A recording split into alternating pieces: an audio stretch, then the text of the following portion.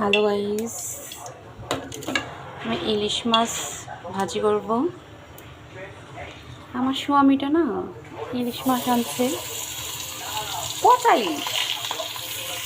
বলছি রান্না করে খাওয়া যাবে না, ভাজি করে করে খাওয়া যাবে। বলে আমার জামাই বলছে আচ্ছা তাহলে ভাজি করেই দিও, আর এই ভুল জীবনেও করবো না। দরকার পড়লে ভালোর একটা খাবো, তাও আর কেজি কেজি করে আর ইলিশ মাছ আনবো না। জামাইটা একবার বোঝাইছে, ঠিক মতো বোঝেতেছে না যে এটা সস্তা পাইব, বস্তা বলে নিয়ে আইব।